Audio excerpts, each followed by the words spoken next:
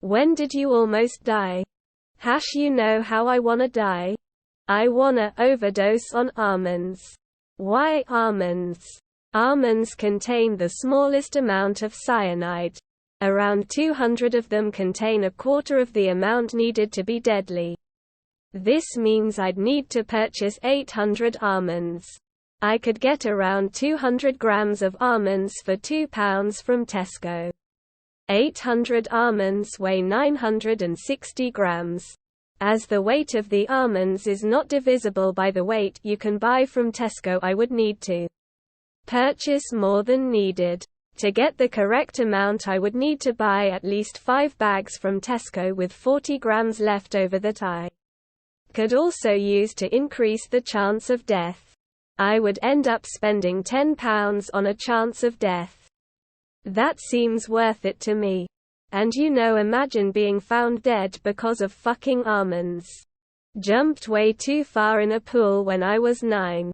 The first time was when I was born very prematurely.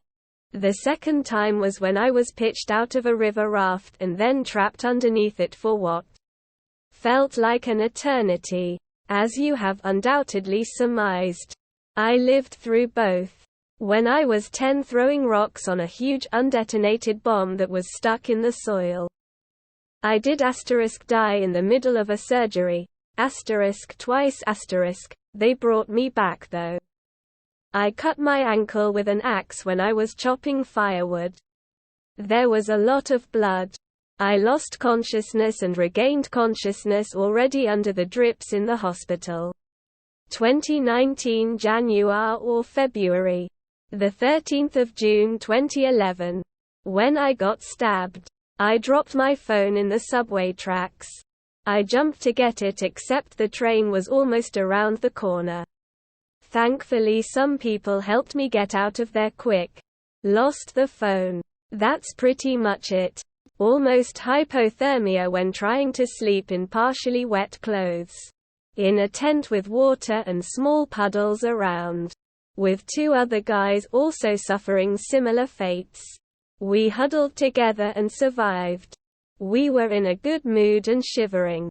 But in retrospect, we could have died. We didn't set up our tents in time and had to do so in the rain. With poor results. I almost got hit by a train while crossing an old bridge. I wish I was making that up. I had walked my dog on this trail for 10 years and never saw a train. The track didn't look operational. But at one end is a turn. The train came around the corner while we were halfway across. About 200 feet long bridge. 70 feet in the air. The dog was a 156-pound Bernese mountain dog who froze at the sight of the train. So it was me and 2 friends trying to wrestle him off the tracks. We got him to the edge and basically hung off the bridge while pinning down the dog. It was terrifying. I'll never forget seeing the spikes rattle out of their hole and then back in as the train moved. We were stupid. Haven't done it since. Chain binder straight to the head. 10 years old. Got swept up in riptide off the coast of Florida. I was a small, scrawny girl then. And oddly enough, no one ever taught me to swim parallel despite having been born and raised on the coast of North Carolina. My older brother and his friend that was traveling with us saw and swam to me with a boogie board. And got me back to shore. And thus a fear of the ocean was created that day in me. I've gone into the ocean maybe 5 times in 17 years and I've never moved away from the beach. In addition to being afraid of open water, I just straight up hate the beach. It's hot. There's too many people. Seagulls steal my potato chips. Sand. Traffic. Parking. I don't see the appeal. Had spinal meningitis and ehrlichiosis. My brain and spinal cord decided they wanted to stop communicating.